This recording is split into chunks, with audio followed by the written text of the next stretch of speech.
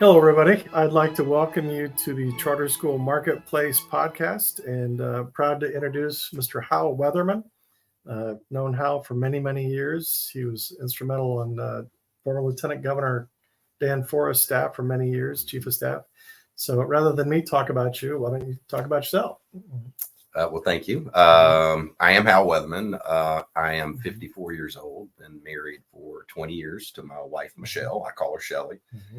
We have three kids, all three teenagers, two boys, one girl. One is totally. Well, one just started college. Actually, today. Oh, all right. I don't know when this is going to air, but today is my oldest son's 19th birthday. Wow, nice. So leaving here to go celebrate with him. But we live in Wake Forest, North Carolina, and I did, as you said, work for Dan Forest, the previous Lieutenant Governor of North Carolina.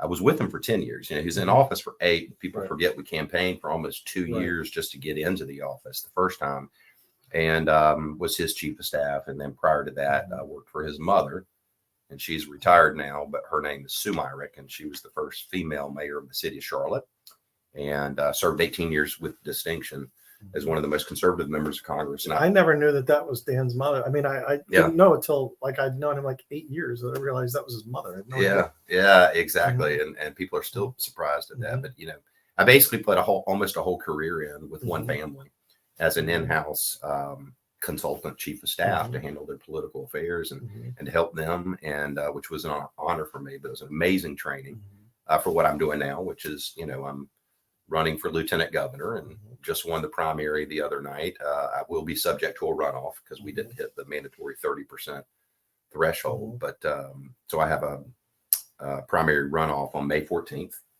But Lord willing and the people willing, I'll be the Republican nominee for the office here soon and take the battle to the other side in the fall.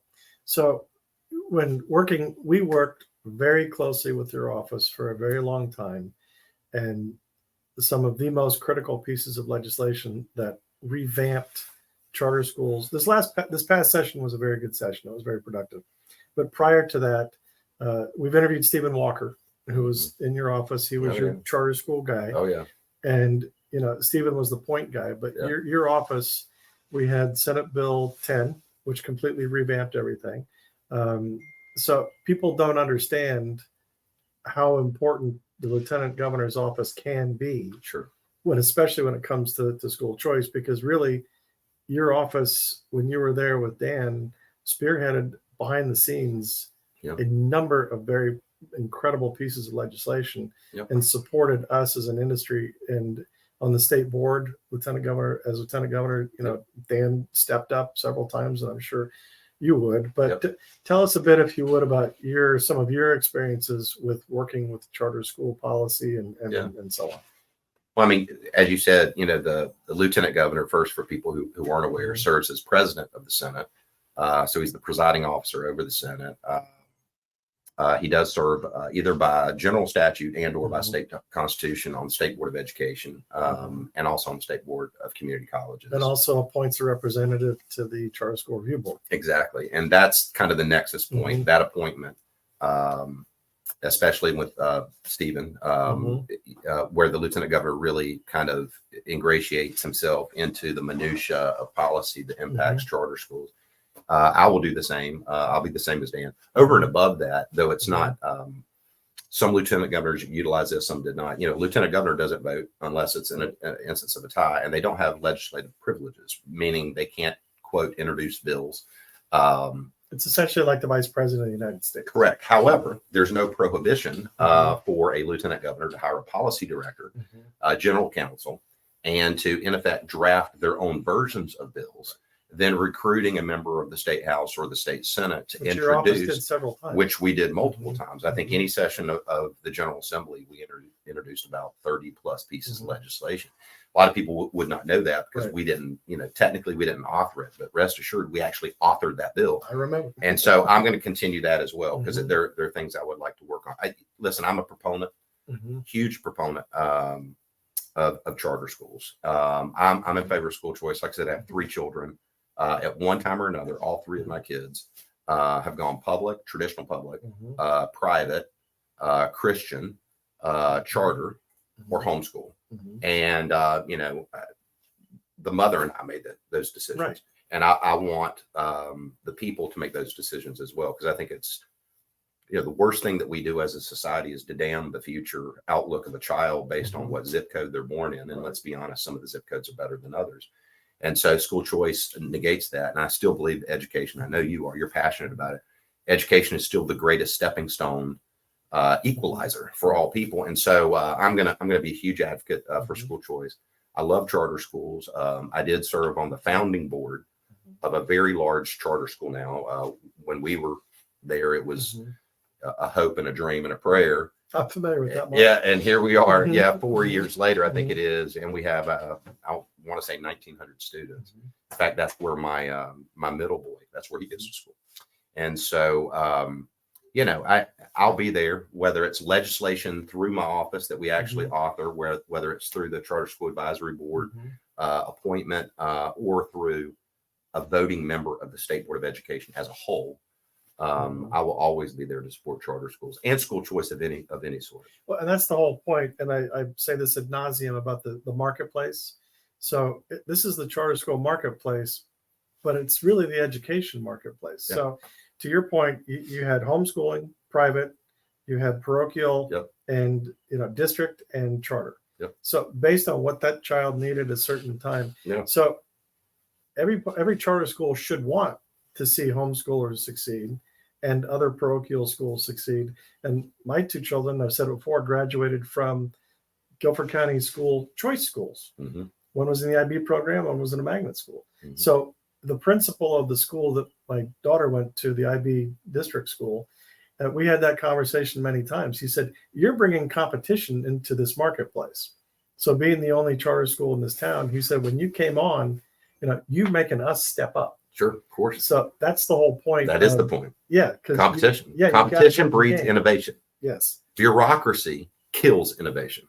It's like, certain things don't mix in life, and bureaucracy and innovation do not mix. And so you have to make a decision as a district, as a system. What is it that you value? Do you value the system, or do you value the children coming through the system? And so, I'm a huge proponent of the backpack funding model, meaning stop funding the systems, start funding the children, put it in their backpack, put whatever money that the district or the state or the county is going to put into education, put it into the backpack of the child, and let the parents determine where that child goes to school, regardless of what it is, form of education it is. And so I'll be a huge advocate. Well, if you take it out of education, if you say everybody in the country has to have a blue jacket, well, it's like, okay, fine. Here's the $5 to go buy the blue jacket. Yeah. So does the government say you have to buy it at that store? Right. I mean, it's a education is a requirement. You have to educate your child. Right. So that's a good thing, but it's like telling people where they have to get it. Right. And this is how you're going to get it. Right. That's fundamentally un-American. It is. And, I was just having a conversation with someone the other day, and, I don't know what the percentage is now, but it's basically everybody has an iPhone or a smartphone. Right. This is education is going to change. It's going to change whether people like me or you are successful in reforming education. Right. It's going to change by osmosis, by the Generation Z, Generation Alpha, Generation, the younger generations. They are growing up where their entire life, based on the use of the iPhone. I mean, there are thousands upon thousands of apps now for everything. Yeah.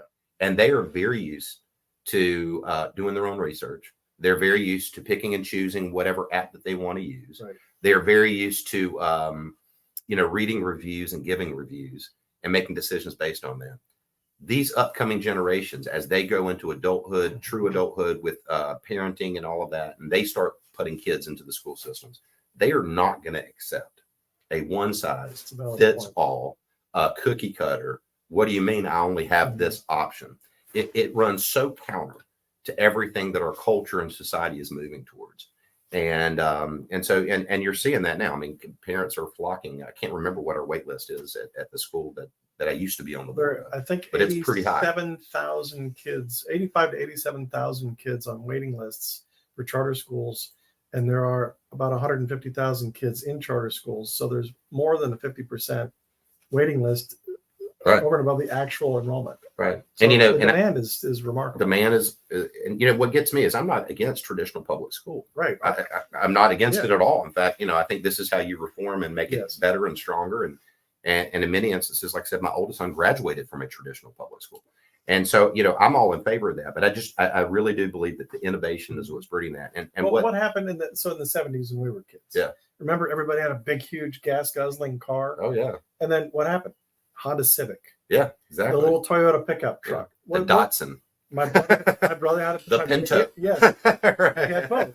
But the auto industry was like, okay, these little Japanese cars are coming in. Yeah. We have got to completely rethink how we do That's this. exactly right. And even when the Mustang came in, I mean, when the marketplace has a bomb thrown in it, you've got to adapt.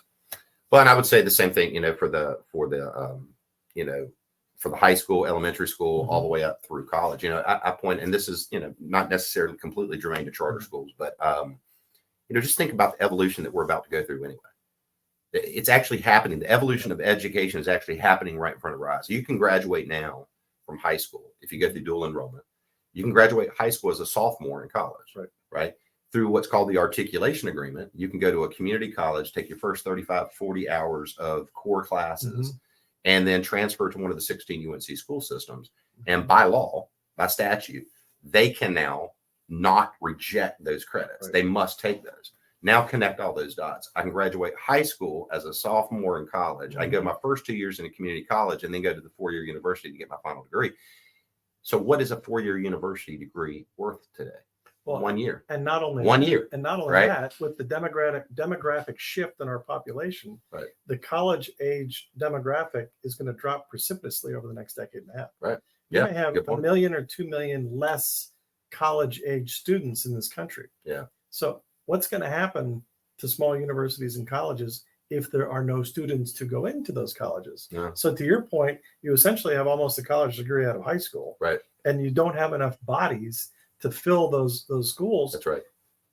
They're going to disappear. They're going to disappear. And hundreds of colleges will be gone in the next 2 decades. Yeah, no, absolutely. And so, education is going to change anyway. It's going to evolve anyway because demographic factors and what you just said. And so, I think now, a few years ago, it's like if you talk about any form of education reform, you were ostracized as being anti-public schools. And I just think that argument is dying on the vine because people intuitively are seeing the changes happening anyway in society and culture. And they realize, they're just trying to facilitate a form of reform that's good for all of us. And that's, to me, charter schools are a huge component of that. So I want our teachers to be able to not be required to teach to the test. I want them to be freed from a lot of the regulatory things that they have to deal with. I want them to be in good, clean, wholesome environments, safe environments. And that's what I desire. And regardless of what kind of classroom it is, and I think that's what most parents want. And, I think charter schools help drive that innovation to make, as you said, traditional public schools compete. I want them to compete for. It's when Leo Iacocca, when they put the Mustang out, everybody had to rethink their way of doing it. He also look at the minivan. Yeah. The minivan didn't exist. That changed the entire marketplace. So we went through the minivan days. I would never get one until we got 3 kids, and then we're like, okay, yes. The same with my best friend. He had his 3rd child. He said, "Put a fork in me. I'm done. We're getting the minivan." Oh yeah, we drove it with pride. We didn't care. We were like, no, we're But yeah, those days have come and gone. It's a shift, and we are seeing it. And the whole COVID disaster, like with many things in our culture, put that in the fast lane. Yeah, because people really could see differences. Because the average person thought, well, I went to a public school. Yeah, I had a great education. Yeah, and then they see what's going on, and I have the same thing. I've got a very good friend whose kids were in a Catholic school. Yeah, and he didn't know what was going on in the school either. Right, and then he was like, "Wait a minute." So that was one positive thing. The only positive thing maybe. I agree with you. Is that people really got more engaged. Oh, yeah. Instead of just Johnny's getting on the bus in the morning and I'll see you at 3 or 4 o'clock. Yeah, one of my kids, all of my kids were impacted by COVID, obviously, but I remember distinctly, I want to say it was the first week that he was home, sent home, mandatory go home, go virtual. And for a lot of parents, they could see what their kid was being taught and how they were being taught. And that was very impactful on us. It actually led to a decision to withdraw one of our children and go to another form, another institution, because we're like, no, this is not. Wow, this is what it's like, And so I thought it was an eye opener, and a lot of people are like, no, we're not doing this, So yeah. Well, we appreciate all that you did behind the scenes in Dan's office, and Dan, was a great supporter also, and Stephen and Jamie, your whole office, and Guy, who we all miss, who's a wonderful guy, literally and figuratively. But that office can do a lot of positive things. Yeah, we can, and Lord willing, and the people willing, if I get there, the charter school, the school choice community in general, including public traditional education, can count on me. I really do believe in it, in education. I really do, and what it can do and the opportunities it can provide to people. So count on me to be a supporter of charter, and anything I can do, and I'll always be accessible. Dan was always accessible. Very much I so. will be accessible, not just to the industry, to the charter school advocates, but to everyone in education. Even people that disagree with me, I'll be accessible. That's who I want. That's how I want to serve. I believe in public service. I don't want to be a politician. I want to be, a servant. Because that's a pejorative. Unfortunately. Yeah, exactly. It is. So, anyway. Be a policymaker and a doer, and not a politician. That's the key. Yeah. Well, thank you again. We appreciate everything, and best of luck. Thank you. Appreciate it. And thank you, everybody, for your time. We appreciate it, and enjoy your day.